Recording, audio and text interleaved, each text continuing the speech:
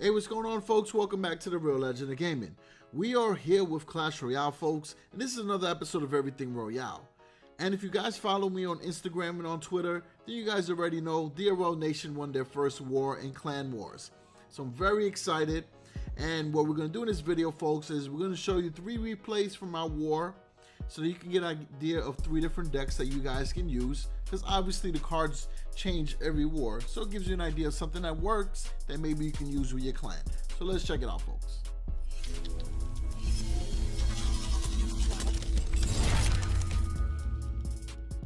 Alright, folks, so the deck that I personally use, based off the cards that we had, we were lucky enough to get the Log, the Magic Archer, Minion Horde, Skarmy, Royal Giant, Battle Ram, Musketeer, and the Arrows. And the reasoning behind this deck was I was trying to accomplish something that would be like a bait deck. So we're able to get like a Fireball bait in here along with Zap bait. So I thought the deck was pretty good. You can also consider it an Arrow bait as well. And it got the job done. So we're going to show you that in the first replay. And then afterwards we'll show you another deck where we use the Tesla Tower, the Giant Skeleton, and the Balloon and the Witch. And then on the third replay is one that included the Sparky and some cards from this deck as well. But obviously when we get up to it, I'll be able to speak more on it. All right, so let's check it out, folks. All right, so here we go. We are playing with the deck that I just showed you, and we're letting the Elixir count build up. And we actually went against a pretty solid deck. I mean, this person got pretty lucky to get a Giant, a Baby Dragon, Infernal Dragon, and Archers, and Fireball. I mean, those cards got some good synergy. So we place the Magic Archer to the side, and then we'll put the Musketeer on the other side to defend against the Giant. So the Musketeer will be able to do some work against the Baby Dragon. And then since the Baby Dragon is locked onto the tower, we use the Minion Horde to take out the Giant. And on the right-hand side, we use the Skarmy to take out the Prince. Since the Minion Horde is kind of guarding the Musketeer, we threw in the Battle Ram, which worked out great because it took damage from that Fireball. So you see on both sides, we did pretty good damage. It's so weird, right? Playing with these underlevel cards, but it's pretty cool. I mean, I really dig the concept. We threw the Log there, we did more damage. So level 2 Log could take out level 9 Archers. Just those are things I just, haven't remembered in a long time. But right there, taking out the RG, we got the Musketeer to the side, and then we got the Magic Archer placed in the middle, but on the right hand side, so that he can take out the Royal Giant and then move over and start doing damage. Because if you look, that tower has 101 damage. We don't need, 2 cards on that side, really. And now that's what's cool about the Magic Archer as well, is like, as long as you place him in a good spot, he kind of like just turns and shoots, which is really awesome. Now here, the Infernal Dragon is locked onto the Royal Giant, so we're just going to sneak in the Battle Ram, and we'll be able to get the tower as well. We'll take out those Archers, and then we got the tower down. Now, the only thing we need to worry about is taking out this Infernal Dragon, which we use the Minion Horde, and we'll be able to do some damage against the Giant, and bring down the Musketeer to finish off the Giant. And then again, we did the same thing with the Magic Archer, but on the opposite side. So we throw him on the left side, but in the middle, so that he can target what's going on the right, and he can quickly pivot over to the other side. And over here, we'll use our arrows. We'll do damage to the Infernal Dragon, to the Archers, and take out those baby minions. And then our Minion Horde will do some damage to the Baby Dragon. And we'll throw in the Battle Ram again, because it's either stop the Battle Ram or stop the Royal Giant. So we got that tower. And then now we just defend, right? Because at this point we're up 2-0. We just got to worry about stopping the opponent, right? We're playing for the wins here. And we'll drop the Royal Giant to the side so that we can distract the Infernal Dragon. So I felt pretty good about that match there, especially since I kind of made up that deck on the fly. Didn't really test it out, so that worked out pretty good. All right, the next replay here, we are showing you Danny Boy 700's deck, which consists of the Witch, Arrows, Giant Skeleton, Tesla Tower, and Danny is I guess they're doing like an elixir war to see who plays the first move. And he's going against Eric L Pro 777 from the Illuminati team. All right, so there goes. They throw the goblin barrel. Danny uses the arrows. So again, I mean, I think we got really lucky to get the log and the arrows. It's big time. It helps out a lot against a lot of cards.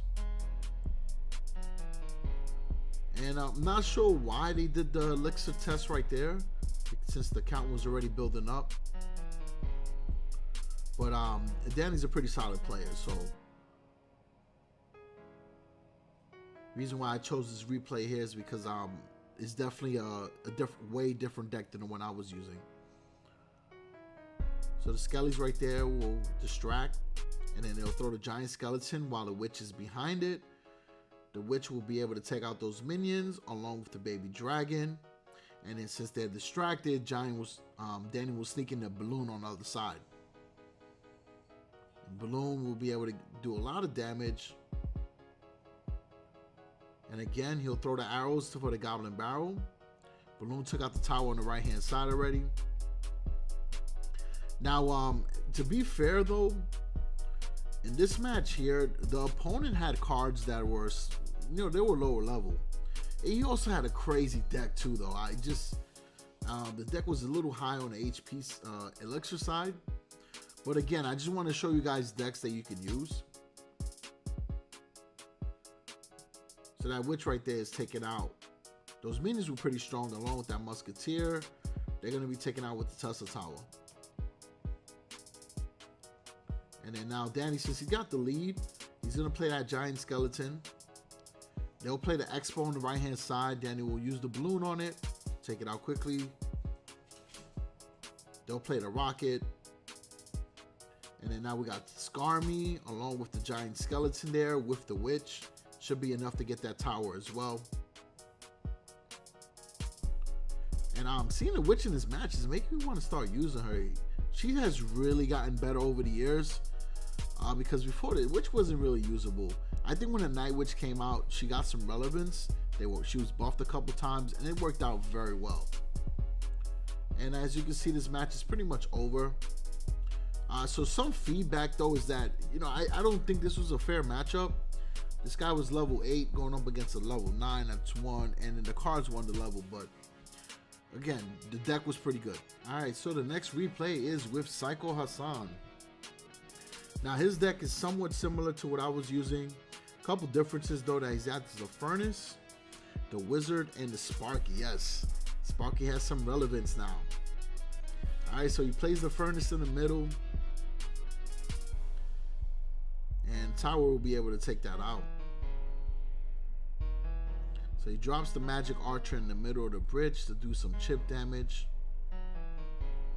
And the Furnace Pups will be able to get some hits in since they're locked in on the Magic Archer. Now notice with the update, you can now drop the spell at the bridge. So that poison in the past wasn't able to do that. So, you know, that's going to make a big difference. And you'll see later in the match how it does play a part.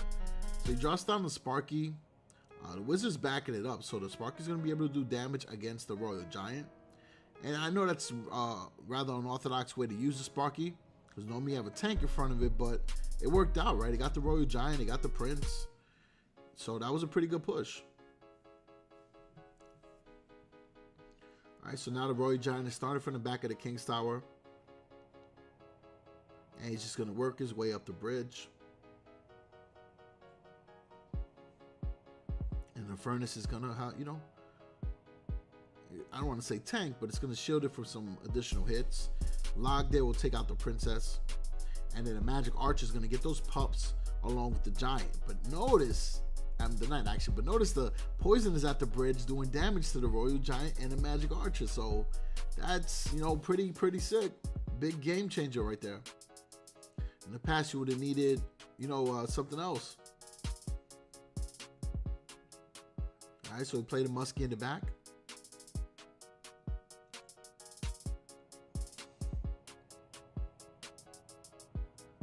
And there goes the Royal Giant tanking for the Musketeer and the Pups. And they'll drop down their Royal Giant. We'll use the Lila to take out that princess. Muskie's going to be able to take out that prince. And the pups did some damage as well. And the wizard will finish the rest up. So there's only 208 HP left on that tower, so it should be pretty good. Sparky's in the mix now. We'll take out the prince. The pups will finish off whatever damage was done, and Sparky will get one more hit on the tower. At this point, just got to defend for 20 seconds to get the win. Magic Archer will defend against that graveyard. And then you also got the furnace there. And I just got to play this out for the next 8 seconds. Royal Giant at the bridge. So that's going to mess up the flow for the prince.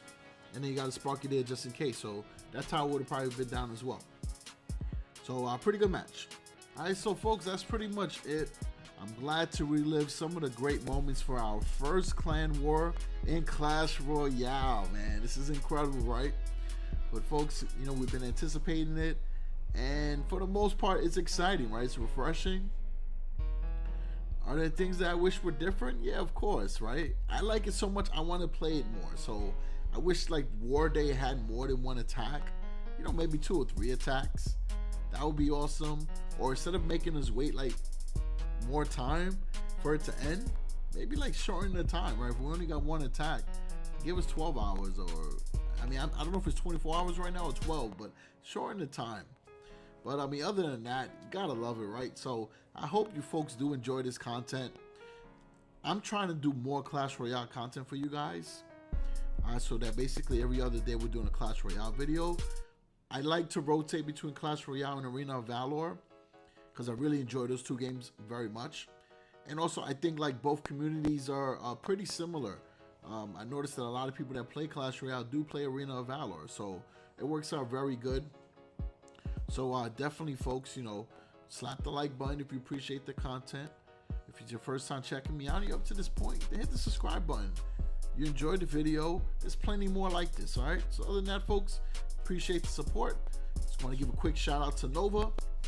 You guys are always supportive, and we got a video coming up because Nova has some performance tees, kind of like some really cool tees made by Raven for the esports team, but they have some performance t-shirts that are available to purchase for the general public, and I got some discount codes for that, so I'll be able to speak more about it on another video. But if you guys are interested in purchasing the shirts, I can give you guys the information. I got the link to the website, and I got a discount code as well, all right? But again, there'll be more details coming in the future, all right? Other than that, peace out, folks.